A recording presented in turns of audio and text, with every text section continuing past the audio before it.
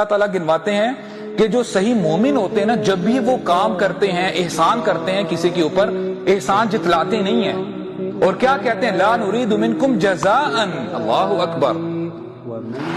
وہ کہتے یہ ہیں کہ ہمیں آپ سے اس کے اگینسٹ کوئی بدلہ نہیں چاہیے۔